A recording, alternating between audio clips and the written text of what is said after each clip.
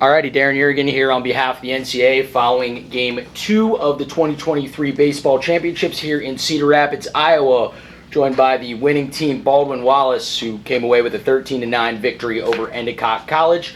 From left to right, we're joined by head coach Brian Harrison, Garrett Miller, Andrew Parker, and Luke Vonderhaar. We'll just start with an opening statement from you, Coach Harrison, on how the game went. Great game. Endicott's a very well-coached team. 45-8. We locked up with them at the Super Regional last year, so we're a little familiar with them. We flew to Boston and played them. They're a very well-coached team. Van Enman is a stud on the mound, but you win with pitching, defense, and base running, and our guy on the mound was special today. 7 1/3. Incredible. Just an incredible start on the biggest stage. Proud of him. Vondy, and then our offense. We've got some grown men in our lineup, and they're just incredible. Parker changes the game with an opposite field home run. I think he had 4 RBIs. Vonderhaar hits a no-doubt home run. We're just lucky to have these guys in our lineup. But it starts with pitching, and Garrett was incredible. Yeah, absolutely, and this is actually BW's first ever win here at the Baseball Championship, so congratulations to you four on that. We're going to pass it over to some of our media here, starting with D3 Baseball. Thanks, Coach. Right, does it feel good to be talking first, have the first news conference after W, right? It sure does. We were lucky in 24. We were lucky enough in 2014. We went to Appleton, and we beat Emory on the opening night. So okay. But it definitely feels good to be speaking first. All right. Tell us a little bit more about what Garrett was doing for you today. Obviously, the bats had a big day, and we will talk about that, but we don't want Miller to get overshadowed. His fastball's got life. He's got great fastball command. He's a 3-pitch guy. And he can talk about it a little bit. And I think the 4th inning started to get a little bit of a blister, so he had to stop throwing the slider, which was unfortunate. Try to rely on his changeup, but his fastball command was excellent. He's got a lot of poise, a lot of presence on the mound. So he got a lot of swings, a lot of missed barrels. Missing that slider didn't seem to result in too much, maybe until the very end. Tell us a little bit about that. Yeah, just about around the 4th or 5th inning, I started to get a little bit of a blister when I was throwing the slider. But when I had to ditch the slider, I had to focus in on just commanding the fastball a little bit better, because early on in the game I wasn't commanding the fastball or slider particularly well. So just kind of made that in-game adjustment. Speaking with Coach Hagan and Coach Harrison, it paid off a little bit. Andrew and Luke, obviously that big 8-run inning, is that one of those feelings where everybody just starts hitting and it snowballs for everybody? Yeah, it was. It was just every hit adds to the guy's confidence, and the next guy up gets a little bit more confident. The next guy up gets a little confident. So that's what happened. And when we're locked into our approach of hitting strikes hard, I think we're pretty dangerous, because up and down the lineup there's guys that can smoke the ball. So a lot of momentum in that inning. Luke, that one that you hit out, got out right away. Did you, other than the part of the ballpark where maybe it was a little bit of a question as to where it was going to land, how did you feel about that ball off the bat? I felt good. I just I was up 2-0 in the count, and my thing is always just swing hard. So I just decided to let one rip as hard as I can, and it caught it well. So it was good for me. Andrew, you follow a little bit later, kind of maybe not quite put the cap around that inning because you guys scored more runs after that, but take us through a little bit. That at bat, that hit. It was first pitch off a pitching change. Kind of just expecting like a first pitch fastball. Kind of saw it out of his hands instantly, and then just hit the white ball over the white plate and just kind of did damage.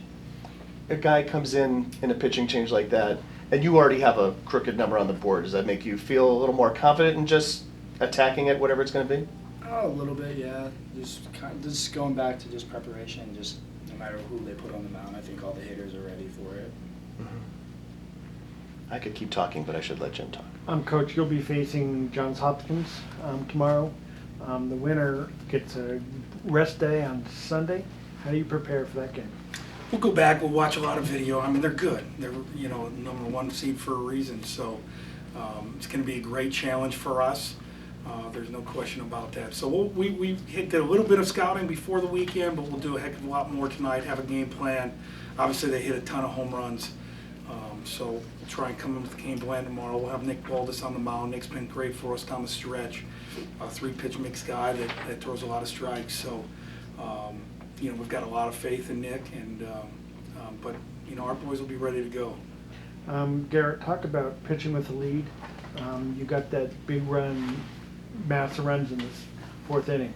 What's it like to sit there and have that backup from your offensive guys? Yeah, no, it's incredible. It alleviates a lot of pressure, but you gotta, as a pitcher, you gotta make sure you still keep your foot on the gas. And we always talk about whenever they put up runs, we're always trying to put up a 0 after, make sure we kill momentum, make sure we get the ball rolling the right direction for us throughout the game. And yeah, I mean, it's when you put up an 8 spot, everything gets a little bit easier out on the mound, but definitely still had to command the ball. In fact, you came out after that 8 spot and shut him down right away. Yeah. Can Andrew and Luke talk a little bit about what it's like to be working behind Garrett when he's throwing? Yeah, I love when Garrett's on the mound because he brings a certain presence, a certain confidence, and coolness to the mound, I think. And he's going to be around the plate, so it's fun to play defense behind him. He's going to go after hitters, and most of all, he cares a whole lot about us and our team. So it's fun to play behind a guy like that. So kind of based on what Londy said too. I mean, when Garrett is working fast and gets outs, kind of everybody on the team just comes alive, and we want to just play for each other. Coach Harrison says that pitching and defense are why we win games, along with base running. So when G-Mill's able to shut Endicott down after we put up an 8 spot, it kind of just adds more life to us.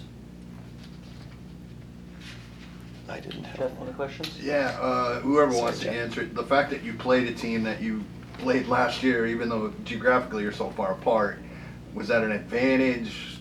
Was that, just nothing because they were different teams? Or Coach, how did you feel about that, I guess?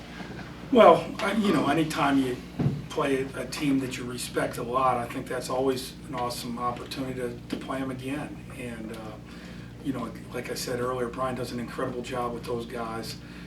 They've got a lot of older boys in their lineup. It's pretty much the same team they had a year ago. They're just a year older. So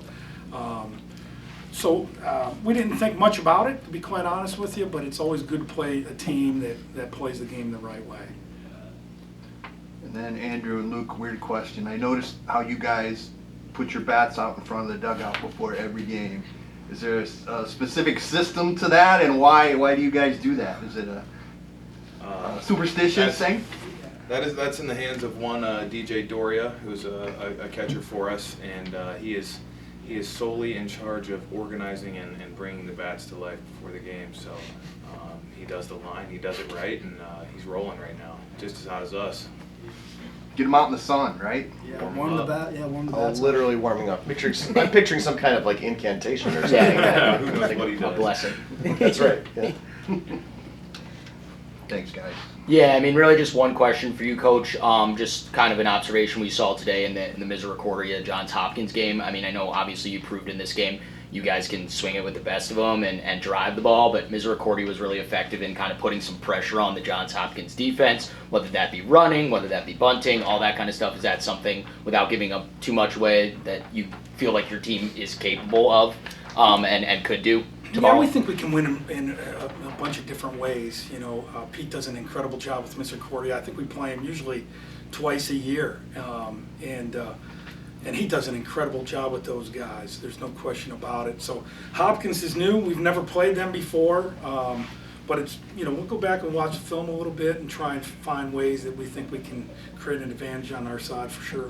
Yeah, and I guess last thing would be for Garrett, kind of just as the representative from the pitching staff. You only had to use 2 guys today. I know that's kind of Coach's job to decide who pitches and who doesn't, but just talk about kind of what that does for the team going forward, only having to use 2 arms. Yeah, I mean, in a series like this, the goal as a starter is to not only put your team in a position to win, but set the pitching staff up well for the week. And so, the goal is always to go at least 6 or 7, take some pressure off the bullpen for the week, and I think we did a good job of that today. Absolutely. Any other questions from BW here? All good? Okay. We have quite the audience here, and again, congratulations to you 4 on the victory, obviously advancing to play Johns Hopkins. Sorry for the mishap, but it was your first win here in Cedar Rapids. So congratulations on that, and best of luck to you for, all right? Take it easy, guys. Thank Yep. you, guys. Appreciate it. Thank you.